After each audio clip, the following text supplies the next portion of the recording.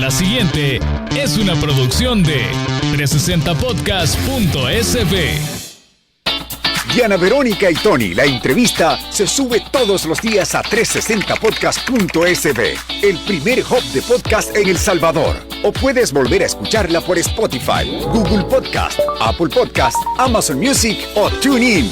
Dale clic a la campanita para que recibas la notificación. Este día, en el Corre de la Mañana, le damos la bienvenida a... Bueno, ¿quién está con nosotros, Diana Verónica? Aquí está ya con nosotros Claudia Ortiz, diputada miembro de la Asamblea Legislativa por el Departamento de San Salvador, ¿verdad? Por el partido Vamos. Claudia, bienvenida, ¿cómo estás? Muy buenos días. Buenos días. Bienvenida. ¿Y qué le pasó, Claudia? En el corre. No, pero aquí está bien, está Todo sanita, bien, que es lo gracias a Dios. importante. Sí, un pequeño percance. ¿Y qué te pasó? ¿Qué sucedió? Le dieron un besito. Me dieron un besito al carro. Pero ya todo se arregló, gracias a Dios. No era mayor cosa. No fue grave, todo civilizadamente, gracias a Dios. Así. Ajá, solo nos atrasamos un poco en llegar. Claro. Pero gracias por preguntar. Y el que le pegó el besito cuando usted se bajó, la reconoció y dijo, la diputada Ortiz, Sí. choqué con la diputada. Ajá. Sí, pero no, todo tranquilo. ¿Y era hombre o mujer? Era hombre, un señor sí. muy amable. Vaya. Bueno, bueno. Sí, cosas que pasan, ¿no? Cosas que pasan, ¿verdad? Hay que mantener la distancia. Hay que mantener, de verdad, ¿cuánto es la distancia reglamentaria entre un carro Pues lo que nos decía Ricardo Sosa es que le logré ver la placa al vehículo de adelante. y las llantas de atrás? Eso es lo que nos decía, que esa debería ser la distancia ideal. Sí, bueno. ¿verdad? Bienvenida, Claudia. Pues estamos retomando las actividades. ¿La Asamblea trabaja hoy? Hoy iniciamos labores nuevamente en la Asamblea Legislativa, así es.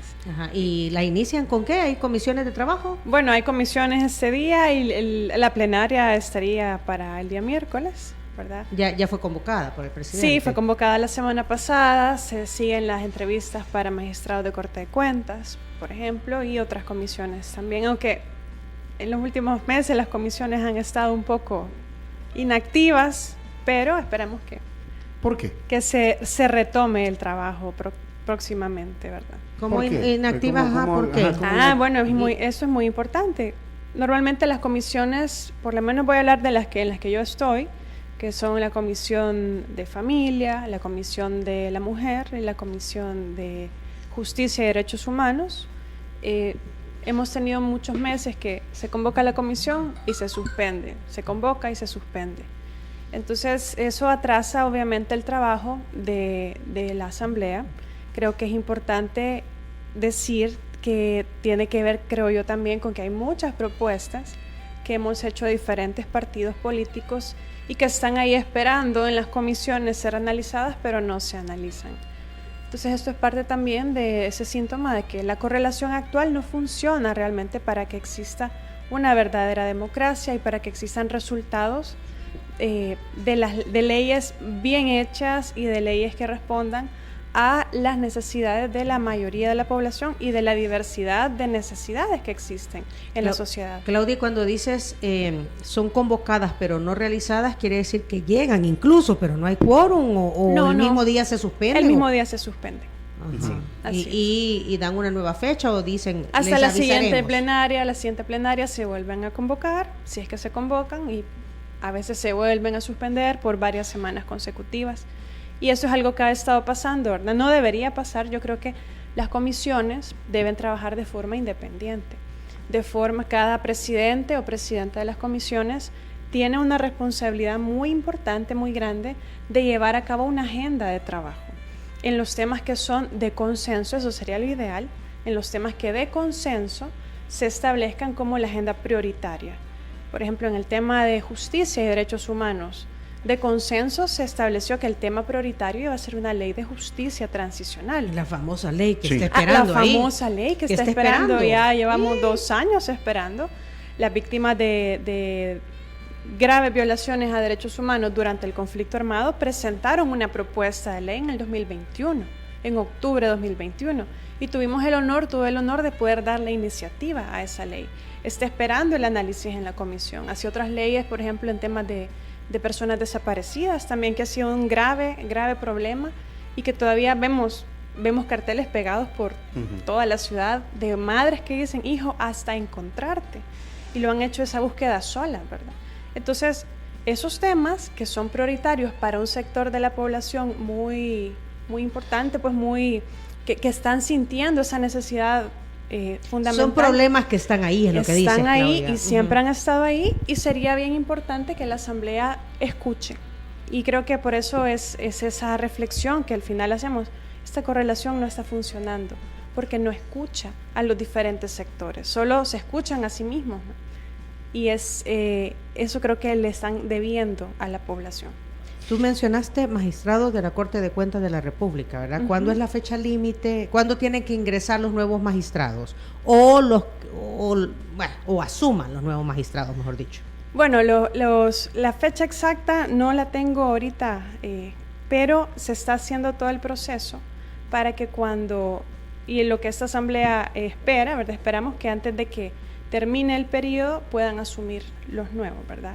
Le debo la fecha, ya se la vamos a investigar. Claudia, pero van en tiempo. Sí. Pero vamos en tiempo. Lo importante no solo es ir en tiempo, sino también que es lo que hemos venido diciendo. Creo que eso es fundamental en todo este tipo de funcionarios, como magistrados de Corte Suprema de Justicia, Fiscal General, Procuraduría de Defensa de Derechos Humanos, Procuraduría General de la República, que sean funcionarios cuyo perfil se defina previamente.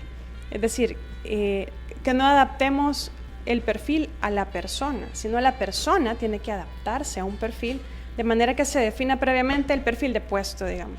¿Qué aptitudes, qué capacidades? Pero ese perfil no está definido ya, pues. Ese perfil, la Constitución tiene algunos requisitos que son la base mínima, ¿verdad? Pero cada Asamblea Legislativa, lo ideal es que cada Asamblea Legislativa defina qué nivel de estudios, qué nivel de experiencia o qué tipo de experiencia debería tener ese funcionario, en qué áreas, su perfil de moralidad notoria, que no tenga ningún tipo de señalamientos o denuncias, y que también tenga la especialización en el tema que va a desarrollar y que tenga la capacidad de ser gestor o gestionar una institución pública de alta complejidad, como son todas estas instituciones. ¿Y usted qué ha sentido en las últimas elecciones de funcionarios de segundo grado? Que ya, como pasaba antes, ya más o menos se sabía quién iba a obtener el puesto, o se ha ido escogiendo a los funcionarios en base a competencias.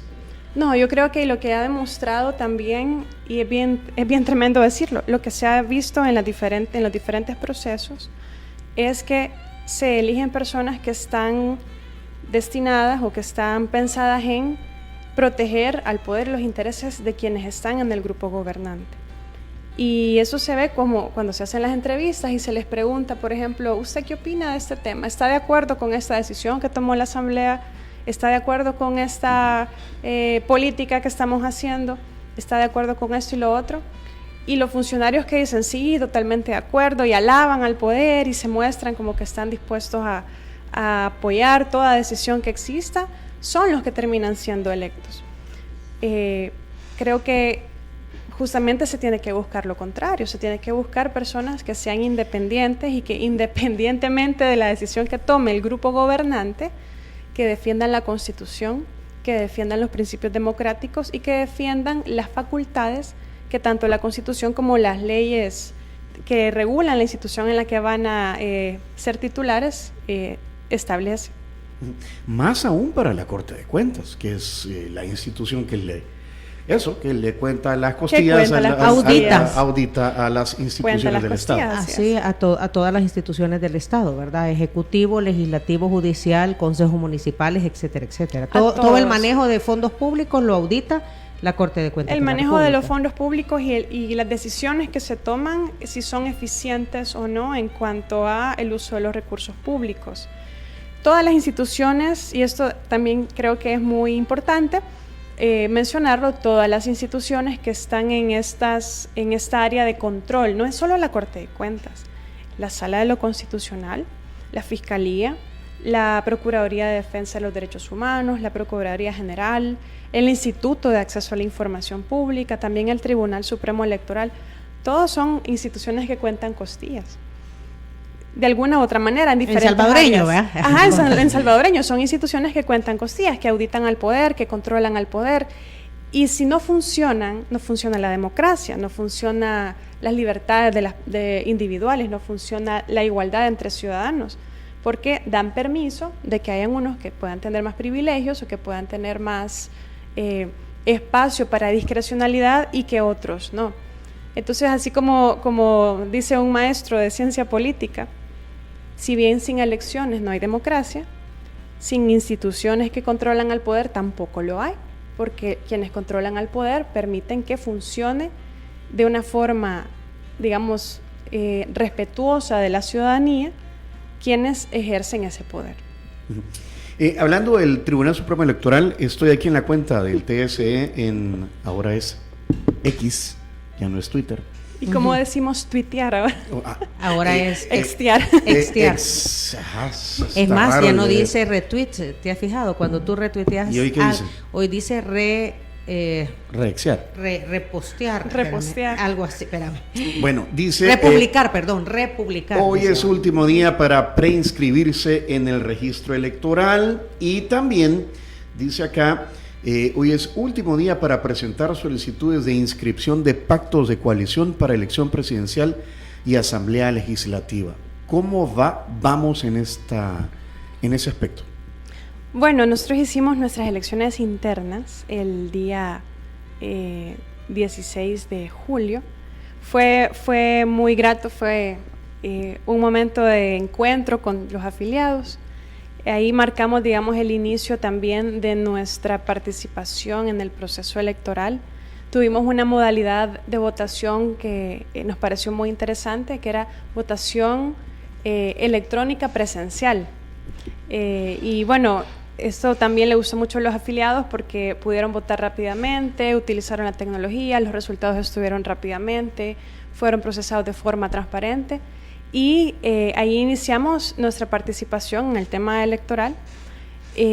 También decir que nosotros vamos a llevar candidatos a diputados. Mucha gente me pregunta, diputada, ¿y usted va a volver a ser candidata? Sí, le digo, ay, pero no puedo votar por usted porque estoy en otro departamento. Entonces nosotros llevamos candidatos en La Libertad, vamos a llevar también en San Vicente. También en La Libertad está Andy Feiler, también, ¿verdad? En Santa Ana, sí. Por nuestro tiempo. En nuestro tiempo. Ay, perdón. Sí, por nuestro tiempo. Se me cruzaron los cables. Sí. Y también en Santa Ana y en La Paz.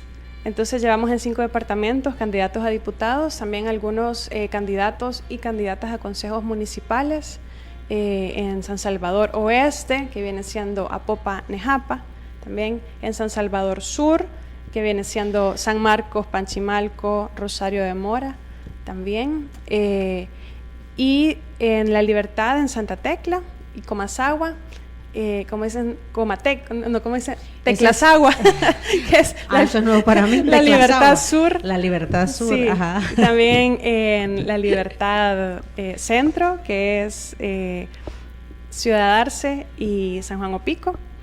Y también, a ver, que no se me escape ninguna. Es decir, y en La Libertad Oeste no también. Van en todos los municipios del país, no, solo vamos en ciertos municipios. En ciertos municipios, y sí. candidatos de mucha a diputados, concentración urbana. Sí, están los 44 opciones. No, llevamos candidatos a diputados en 5 departamentos. Ah, okay. Sí, en 5 departamentos. Vienen siendo alrededor de 30 candidatos a diputados, más o menos. Como decía, San Salvador, La Libertad, San Vicente, Santa Ana y La Paz.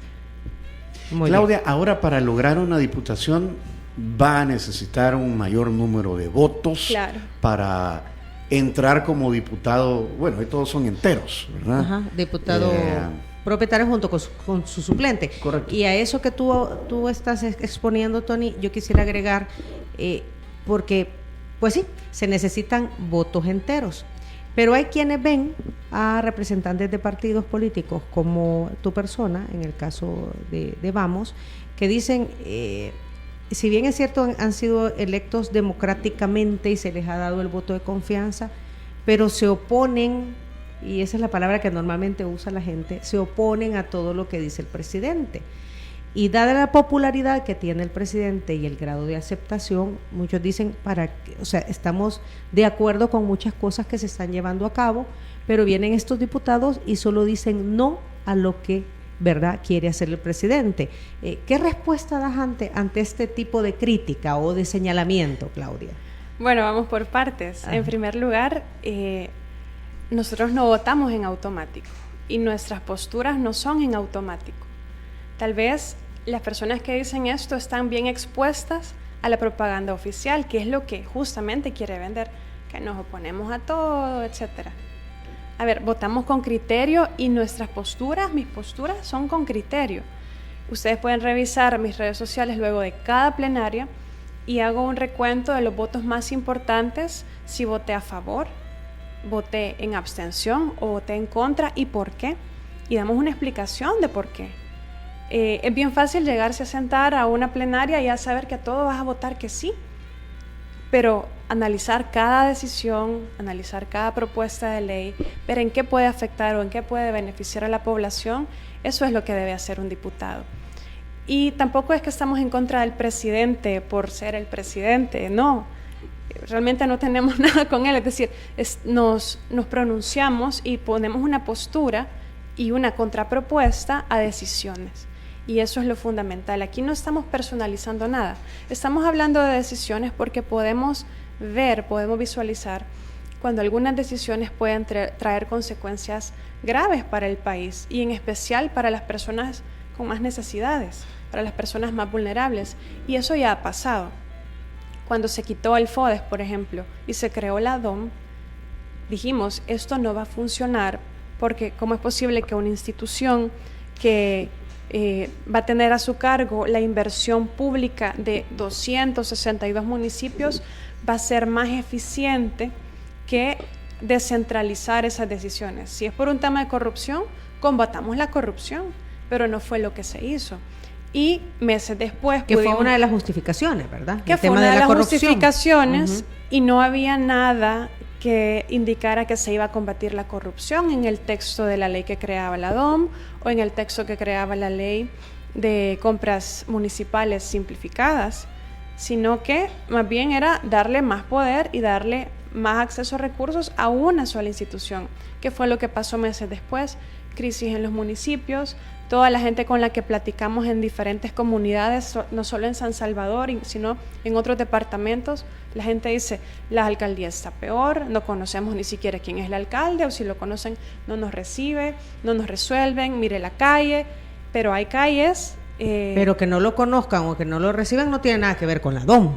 Porque no los conocen o no los reciben porque no hay un contacto directo de las necesidades que tienen las comunidades en proyectos de casas comunales, infraestructura, proyectos de agua, iluminación, programas sociales. Esas necesidades no pueden conectarse con el gobierno municipal porque los alcaldes han perdido las facultades y los recursos para poder disponer de esa manera. Sí, para darles respuesta. Para dar respuesta. Sí, entonces no los conocemos porque los alcaldes pero no pueden gestionarlos porque pueden presentar propuestas de proyectos a la DOM de acuerdo a las necesidades de su municipio. Pero ¿cuáles son los criterios que se ocupan? Tuve la oportunidad de preguntarle al entonces director de la DOM cuáles eran en el marco del análisis del presupuesto para el 2023, cuáles eran los criterios que se utilizaban para elegir en qué proyectos iban a priorizar los recursos, en qué proyectos iban a trabajar.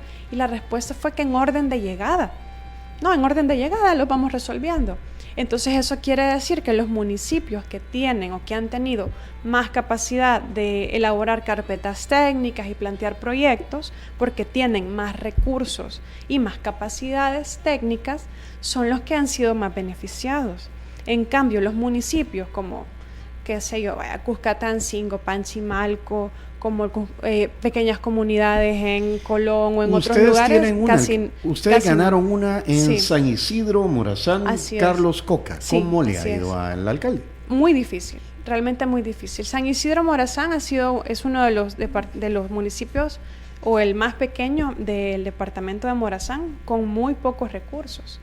Y era una de las alcaldías dependientes, obviamente, del FODES. Aún con todas esas dificultades, el alcalde Coca ha ido, digamos, tratando de sacar adelante la alcaldía, llevando una buena gestión a nivel municipal, una buena gestión de la alcaldía como tal, pero no se ha podido avanzar en muchos planes que se tenían de desarrollo. Ahora bien, siempre ha habido una atención cercana a la comunidad, una atención de primera mano, porque siempre fue una persona muy cercana a las comunidades, pero sin ese apoyo que permite mayor inversión pública, es difícil que los municipios que han estado en la pobreza o en la extrema pobreza puedan desarrollarse cuando todo se ha venido a concentrar. A ver, el Boulevard Santa Elena en Antiguo Cuscatlán, que es el municipio con más recursos, la DOM recarpeteó toda la calle. Y en comunidades más vulnerables, en otros municipios con menos recursos, la gente sigue esperando que haya, por lo menos que se le pavimente la calle para que los niños no lleguen o todos polvositos o todos lodositos a la escuela, depende de la época del año, y la gente pide esas obras. Y eso no se ha logrado. Entonces, ese es un ejemplo, ya nos extendimos mucho, de cosas en las que nosotros hemos dicho, esto no va a funcionar porque es lógico que esta no es la solución. Y no se trata de oponerse a todo. Hay cosas en las que hemos apoyado. Hay cosas en las que hemos dicho, ¿sabe qué? Acá no hay suficiente información para tomar una decisión, entonces nos abstenemos de votar. Y de hecho hemos elaborado desde el inicio de la legislatura criterios para decidir votar a favor cuando se aumentan derechos o se extienden derechos, o cuando son proyectos que van a beneficiar a la población y hay recursos para... los recursos provienen de... Ahorita está al aire la diputada Claudia Ortiz, no le llamen, por favor. Y bueno, para votar en contra cuando son temas o cuando son decisiones que van a limitar derechos, que van a aumentar discrecionalidades o van a permitir abusos de poder o abusos de los recursos públicos, y en abstención cuando no hay suficiente información para poder analizar a profundidad la decisión, que pasa bastante porque no hay suficiente espacio, no hay suficiente información para tomar decisiones, a veces hacen las cosas a la carrera, digamos, en la Asamblea Legislativa. Entonces, se trata de velar por los intereses de la población y hacerlo de una forma responsable. Muy bien, hay que hacer pausa, ya nos vamos a poner de acuerdo hasta dónde podemos llegar con la entrevista. Antes, le voy a hacer entrega, Diana Verónica, a nuestra invitada de esta bolsa de Cherito Café. El Cherito Café es el café oficial en Diana Verónica y Tony. Ay, qué bello, Claudia. gracias. Es un café 100% salvadoreño. No sé si sabes la historia del Cherito. No. El Cherito es un Qué carro lindo. que se construyó en El Salvador. El Cherito es el carro que Ajá, se hacía acá. en ¿Cómo los no? 70s, ¿verdad? Qué bonito. Y el Cherito Café es el único Cherito que queda vivo y que está completo. Wow. Y este Cherito Y anda... que el motor le enciende y camina. Y camina. Y este Cherito, de hecho, estuvo en la Villa Centroamericana, en los Ajá. Juegos Centroamericanos y del Caribe San Salvador 2023. Así que además de café, sirven otro tipo de bebidas relacionadas con el café. También es un café de exportación. Y ustedes lo pueden adquirir a través de las redes sociales. En Instagram y en Twitter está como @cheritocafé.sb. Este viene en grano para que lo muelas. Excelente, muchas gracias. El Huele delicioso. El esposito le encanta el café, ¿verdad? ¿Le encanta Siempre, el café? Ajá, ¿Cómo siempre no? nos has dicho. Sí, gracias. Así que ahí Se le lo lleva, llevo, mi amor. ahí se lo lleva el esposito. Y ya vinieron los desayunos de San Martín. Ya vino, como es costumbre, San Martín, los trajeron los desayunos las amigas de Línea Rosa, que es un servicio de transporte de mujeres para mujeres. Así que buen provecho, ya volvemos.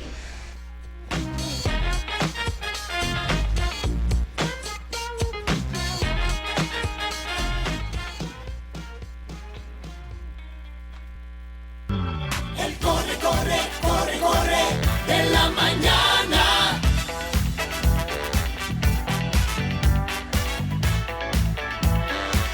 Diana, Verónica y Tony.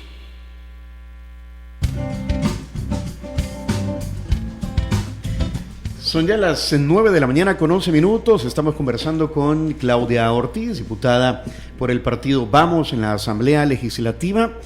Y bueno, los partidos están organizando para las próximas elecciones ¿Cómo va? Vamos, tiene nuevas autoridades, nos estaba contando fuera del aire. Y también se están reforzando internamente. Así es, así es. ¿Cuál es la nueva composición? En las elecciones internas que tuvimos el 16 de julio, no solo se eligieron candidatos a cargos de elección popular, también la militancia del partido eligió nuevas autoridades. Ya era momento de hacer un cambio según nuestros estatutos. Entonces tenemos un nuevo Consejo Ejecutivo Nacional, tenemos una secretaria general mujer, que es la licenciada Cecia Rivas, y pues los 17 más secretarios y secretarias que componen el Consejo Ejecutivo Nacional. Entonces hubo elección también de autoridades, esto como parte de nuestra preparación para las elecciones del 2024. Estamos en un momento ahorita de planificación, de organización, de capacitar candidatos y candidatas también para llevar a cabo la campaña, y pues también justamente en un proceso de prepararnos para un momento que es bien importante, que son las inscripciones de los candidatos y candidatas ante el Tribunal Supremo Electoral. Así que esa es un poco la dinámica que tenemos ahorita. También estando en contacto con los diferentes candidatos y candidatas a los consejos municipales, conectándonos y conectando, digamos, las diferentes relaciones que tenemos cada uno con diferentes comunidades a las que hemos apoyado, a las que hemos atendido, y presentándole también a nuestros candidatos. Claudia, si podríamos hablar, porque impulsar temas, así como está la configuración actual legislativa, es para el partido de Vamos, es complicado. Pero ¿qué se ha logrado usted impulsar? Que logró convencer a todo el bloque de Nuevas Ideas y la apoyaron. Bueno, esa pregunta me gusta mucho, porque ¿qué hemos logrado hacer y con un solo escaño? ¿Verdad? Y eso es también hablar del trabajo que hemos hecho en la Asamblea Legislativa. Con un solo escaño en nuestro rol también como un partido que hace desde un punto de vista contraloría, también somos parte de esa configuración constitucional que le cuenta las costillas al poder. Cuando estamos en las comunidades le explicamos a la gente que normalmente la población piensa que los diputados solamente hacemos leyes, que ese es el poder, y claramente la Constitución nos da la atribución de hacer leyes, de legislar. Pero los diputados que hacemos oposición tenemos otros superpoderes, que son contarle las costillas al poder y pedirle explicaciones al partido que está gobernando y que está también representado en la Asamblea Legislativa de por qué se están tomando algunas decisiones, y desde ese rol también representamos las necesidades de la gente. Entonces, creo que uno de los aspectos más importantes de nuestro trabajo como representantes de la población, o el mío como representante de la población, es justamente contarle las costillas al poder, y también hacer propuestas y pedir que se estudien, que se analicen en las diferentes comisiones. Hemos hecho propuestas representando a sectores bien vulnerables de la población y con un enfoque muy centralizado también en la población femenina, en aquellos problemas que afectan de una forma especial a las mujeres. Les doy algunos ejemplos. Hemos hecho propuestas, por ejemplo, para que las trabajadoras, porque la mayoría son mujeres, las trabajadoras del sector de maquila, puedan estar protegidas ante cierres imprevistos de las fábricas en las que trabajan. Hemos acompañado a propuestas que vienen de varios sindicatos, de un número grande de sindicatos del sector textil y del sector maquila, para que las empresas generen un fondo de garantía para el cumplimiento de sus obligaciones laborales. ¿Qué quiere decir esto? Lo que pasa normalmente es que la maquila cierra y deja a las mujeres en el aire. No tienen pago de su tiempo, de su indemnización, de sus prestaciones, y han dejado los mejores años de su vida trabajando en ese lugar para terminar en el aire.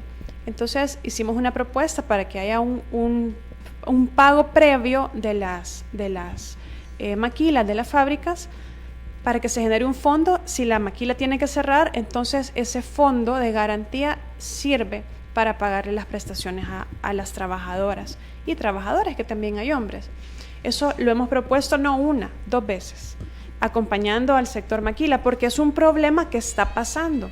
Sí, que de repente llegan el lunes y solo encuentran un carnet de... Un cartel, sí. Cerrado, sí, ¿verdad? Así es. Cerrado y cuando van a los... O sea, el problema es que las empresas son bastante inconscientes en el sentido que no les dicen a los trabajadores, miren, preséntense tal día que los vamos a indemnizar, que debería ser, Claudia. Exacto. El fin de semana se así. llevan las máquinas y Ajá. Sí, así es. Uh-huh. Entonces son situaciones de injusticia social que no necesariamente tiene que depender de la buena voluntad de que es muy bueno el dueño de la maquila. Hay empresas que hacen la bien, mayoría hacen bien las que cosas. hacen bien y que cumplen los, no sé si la mayoría, pero hay unas que cumplen la ley, pero hay otras que no, y de esas situaciones hay que proteger a las personas más vulnerables. Entonces hemos hecho esta propuesta y las trabajadoras de maquila han hecho la presión para que se tome en cuenta también.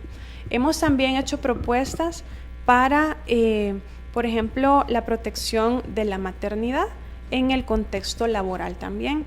Hicimos una propuesta en el 2021 de que el acoso laboral a las mujeres embarazadas fuera considerado expresiones de violencia hacia la mujer. Como por ejemplo, Claudia. Como por ejemplo cuando a las mujeres trabajadoras que están embarazadas, y esto sucede, les ponen trabajos que no están acorde a su estado, ¿verdad? Okay. Para que la mujer finalmente diga, bueno, me están poniendo en riesgo mi salud, o me están poniendo jornadas muy largas, o me están haciendo sentir que mi trabajo no vale, diferentes situaciones para hacer que la mujer renuncie y no tener que asumir el costo de las prestaciones sociales para la protección de una mujer en su periodo de maternidad. También Tony me preguntaba qué cosas ha aceptado la bancada.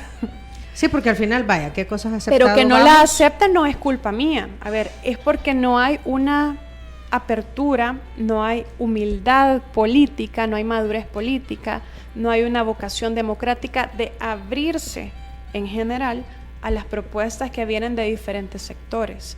Solamente se está protegiendo un sector y hay sectores que no se escuchan. Pero, por ejemplo, hubo una situación que fue muy, muy grato porque fue una muestra de madurez política y hicimos una propuesta en la Comisión de la Mujer cuando se estaba discutiendo la ley de lactancia materna para que se creara un nuevo derecho. A veces las mujeres trabajadoras que amamantan tienen, no a veces, sino que han tenido el derecho de 1 hora de pausa en su jornada laboral, diferente a la del almuerzo, para extraer su leche o amamantar a su bebé.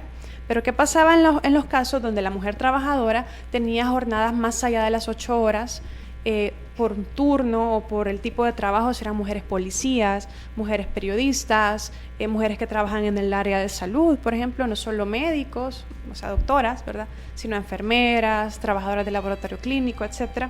Entonces propusimos en la comisión que a esas trabajadoras con una jornada mayor de las 8 horas, que tiene que ser algo excepcional, no ordinariamente, tuvieran derecho a 1 hora extra a partir de la 8ª hora trabajada, porque lactar es una necesidad fisiológica. No es que, tengo ganas de lactar, no, necesita extraer la leche. Ambos, ¿verdad? El bebé necesita comer. El bebé necesita comer, la mujer necesita extraerla también para mantener su producción y para no sufrir de una mastitis. Uh-huh. Entonces era algo súper razonable, lo propusimos y gracias a Dios hubo la apertura y se incluyó en la ley de lactancia materna. Esa ha sido la excepción, toda norma tiene la excepción. En todas las demás propuestas que se han hecho de cosas igualmente razonables, la respuesta es no. La respuesta también es atacar la propuesta, etc. Yo creo que el país podría beneficiarse de esa diversidad de ideas y de la diversidad también de representaciones. Estamos representando, ya hablé del tema del sector maquila, también hemos representado y hemos hablado por las madres, porque la mayoría que andan en esta búsqueda son mujeres, de las personas desaparecidas por la violencia de los grupos de crimen organizado, como ya lo he mencionado. Hemos hablado también, porque la mayoría son mujeres, las madres de las personas inocentes víctimas del régimen de excepción, que hay muchas personas inocentes que han sido capturadas y que no tienen nada que ver, no tienen vínculo con estructuras de crimen organizado y que están sufriendo situaciones que ponen en riesgo su vida y su salud detenidas. ¿Cuántos dijo el ministro de Justicia y Seguridad Pública que ya han sido liberadas de las que no se les comprobó ningún vínculo? Sí, hablaba de 3.000, 4.000 y hay muchísimas más, ¿verdad? Hay muchísimas más que la justicia no llega para esa gente.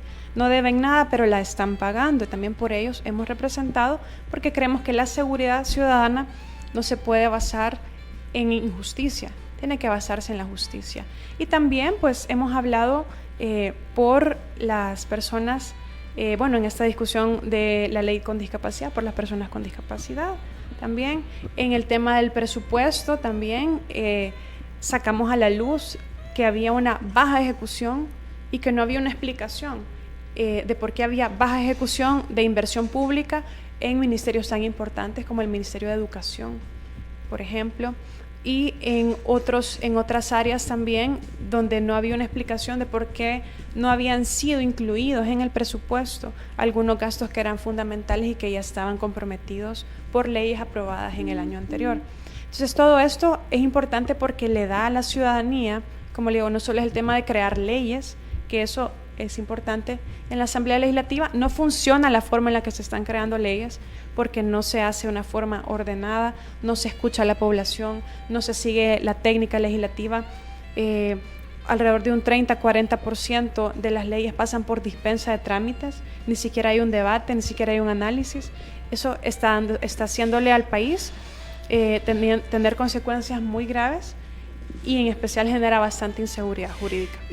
Tenemos que ir cerrando, solo quiero salir de dudas, ¿te acuerdas? Y voy a aprovechar que está la diputada con nosotros para entender ahora la Fiscalía va a poder acusar grupalmente, entiendo yo, hoy con el régimen de excepción a las personas que están capturando. O sea, ¿qué es lo que se terminó aprobando y cómo va a funcionar eso?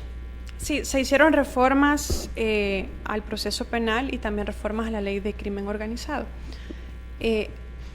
Hicimos una crítica muy fuerte a esas reformas. En primer lugar, porque creemos que no era necesaria la suspensión de garantías constitucionales, lo que en la Constitución se conoce como régimen de excepción, porque se hace una excepción a los derechos para combatir la criminalidad.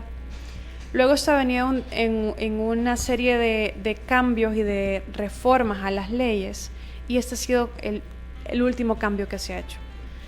Se habla de hacer juicios masivos, por ejemplo, y eso ya se está haciendo, pero de hacer juicios masivos se ha legalizado esto.